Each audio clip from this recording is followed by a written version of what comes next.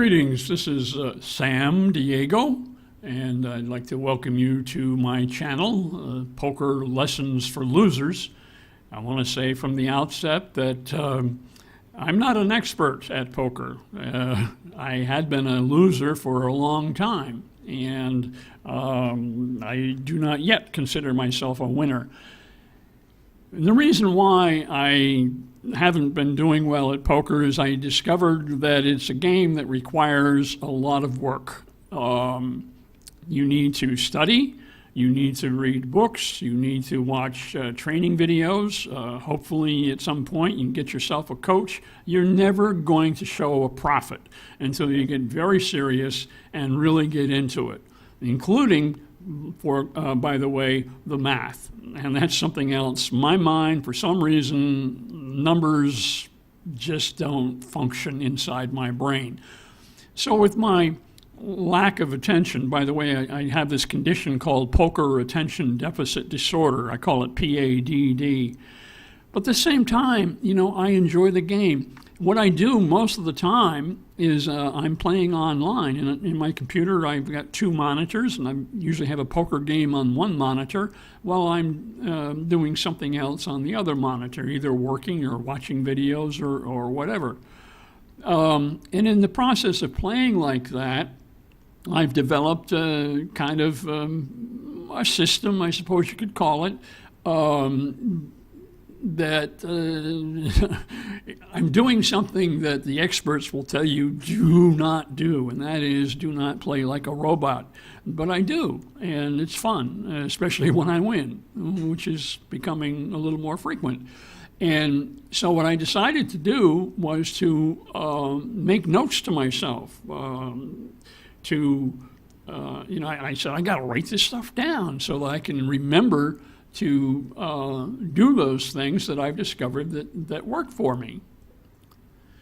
And I just decided after a while, I said, wow, I bet there's some other people like me, people that don't want to read poker books, they don't have the time for watching poker videos, and maybe they don't play the way I do, a game on one monitor and something else on the other, or maybe they just don't play very often. Or maybe they're brand new to the game and they just need something so that when they're playing, they have some idea what to do. So I thought, let me see. I'll see if I can write a book on this subject. So I put my notes together, and sure enough, I came up with this little thing. It's 35 pages long. Call it a booklet if you like. And I think, it'll help people who play like me or beginners. I stress, by the way, that I play $1 9-player sit-and-go tournaments online. And these things that I've discovered work for me in that type of game. I have tried playing at higher levels and found out very quickly these things don't work that well. So if you play in any other kind of poker game, you might discover the same thing. The closer your game is like my 9-player $1 game, the better these things will work for you. So, keep that in mind if you decide to read the book or if you decide to watch any of these videos. Don't you hate it when people read things to you that's right in front of you? I do anyway, but I wanted to do it in this case just so I can really stress this. This is what's on the back of the book, and it says, this book is not for you if you want to earn any money at poker.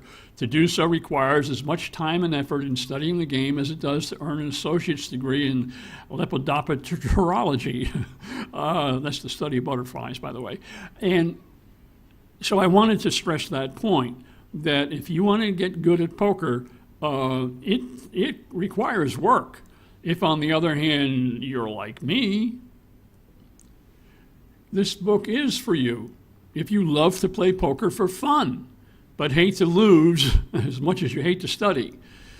It's short and simple, and it will help you to have a lot more fun and lose a lot less.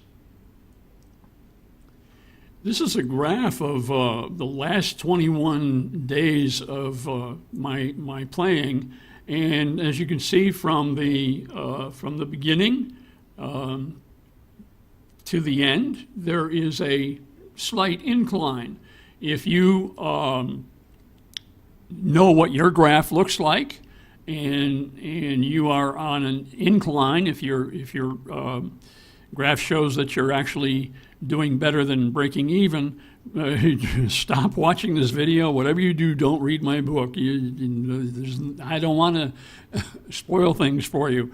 However, if your graph shows a decline, if it has a pretty good dip to it, there might be a couple of things in my book and something I'll share with you in one of my videos that might be a light bulb going off in your brain, and you might find yourself losing less as you apply some of these things.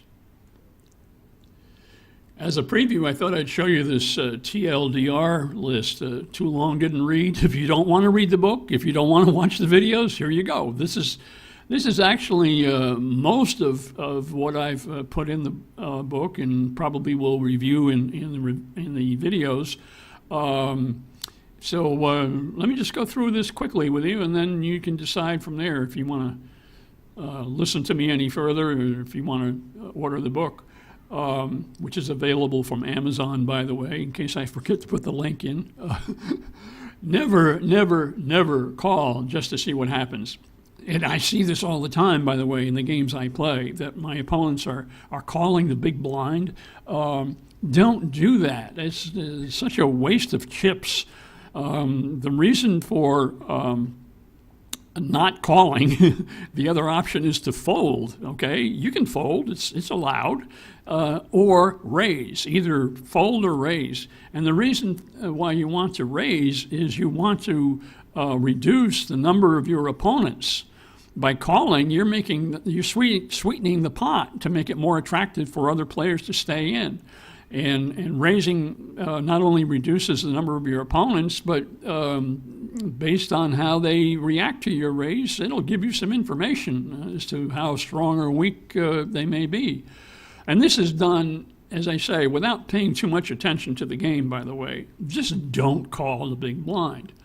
The second thing there, folded. If it's folded to you in the hijack, cutoff, or button, if you got to know what those seats are. By the way, if you don't, I don't want to spend a lot of time just explaining it. You can find that out by doing a Google search or read my book. Okay, always, always, always raise. Okay, if it's folded to you in late position, ignore your cards and just put in a raise. All of these tips, by the way, are based on not looking at your cards. The reason is your opponents are not happy with what they're holding. And if they are happy with what they're holding and the flop comes, I guarantee most of the time, you know it yourself, how often are you happy to see the flop? Most of the time, players are not happy with their hands. And so what you do is you act as though you are happy and get them to fold. Okay. When you're in early position, it's the next thing on the list here, raise with B-Pack and fold everything else. B-Pack is Broadway pairs and ace-king. Broadway pairs being tens and above, okay? In your early position, you're going to fold a lot of stuff, like ace-queen, for example, ace-jack, the pair of eights, all that stuff. I know people play those hands because they want to see what happens. Well, guess what happens is when you're in early position, you have several other players to act after you. What are you going to do if they raise? You get stuck in hands you don't want to play. Okay, the next thing is the big blind versus sole late position raise. I love this one. You got to try this. It's incredible. Somebody in late position puts in a raise. Usually it's a minimum raise. And so everybody else folds, okay? You call with any two cards. Please, you're in the big blind. You call with any two cards. And then you bet. no matter what comes out on the flop.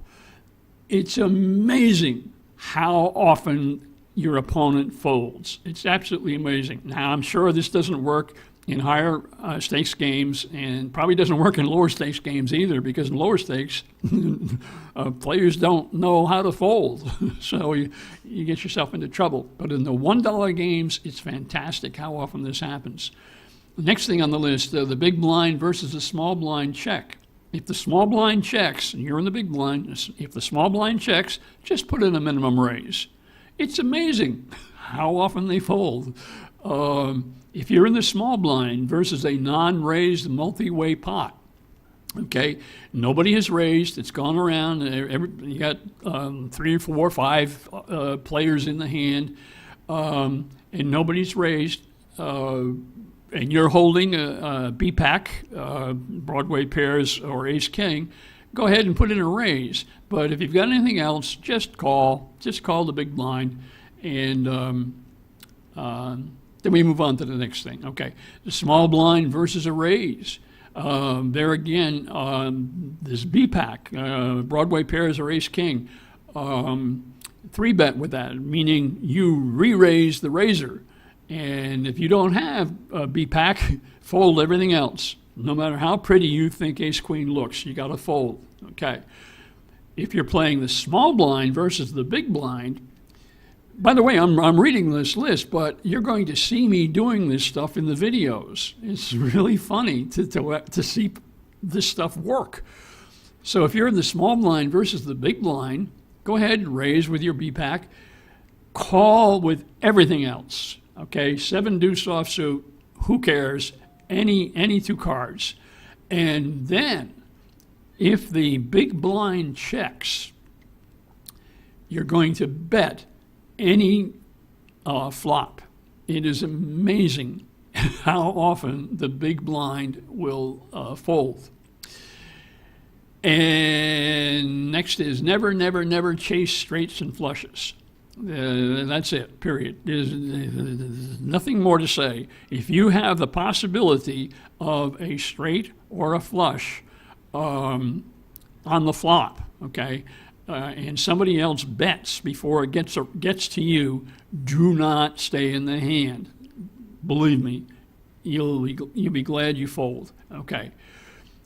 Shove with a stack 10% or less big blinds. Once your stack equals 10 big blinds or less, don't look at your cards, don't worry about your position, just go all in, because at least at that 10 big blind stack level, that's a nice size raise that is going to be difficult for anyone with less than aces or kings. It's going to be very difficult for them to call. And in most cases, everyone will fold. And by the way, that's the thing that I keep harping on. This stuff works most of the time. Most of the time. Maybe 51% of the time. But 49% of the time, it won't work, okay? But the idea is not to get too serious about poker, but still lose less. And by doing these things, you will lose less. Punish the limpers. These are the people that simply call the big blind. I don't want to get into that here. Read the book. 3-barrel. This is something else that requires a little more explanation. But it's when the turn card comes, if you raised pre-flop with any 2 cards and the flop didn't help you, and you bet the flop, and somebody called you, and then the turn card comes, 3-barrel. Raising pre-flop is the first barrel, and betting on the flop is the second barrel. And when the turn card comes, forget about the cards, 3-barrel. It works. It's incredible how often it works. Because the thing is, you're showing strength each time. Sometimes, somebody's going to call you and you're going to lose the hand, you're going to look foolish, but not most of the time. Get that? Okay, when your head's up, that's the next thing on the list, when your head's up and you're on the button versus a small blind, raise. Actually, I should have written there min raise. In other words, just put in twice the amount of the big blind. If you simply fold, you are giving chips to your opponent. If you call, you're not going to find out very much information from your opponent as to how he sees himself in terms of his strength. And finally, when your head's up and you're the small blind versus the button, you can raise anything with a with a B-pack, Broadway pairs, and ace king, but fold everything else. And when you're in the small blind playing heads up, you're actually very weak. I didn't know I was going to go on this long. I'm sorry, but this is an introduction to my videos, so you can see me doing this stuff and seeing it work. I expect that I will put in some videos where it doesn't work, just to keep myself honest. But these things work most of the time. Okay, if you've stayed with me this long, if you like the video, please, thumbs up, the drill. And I've already posted a few videos, half a dozen, I think. And if I get any subscribers, then what the heck? I'll make some more. So thanks for watching and listening, and good luck at the tables.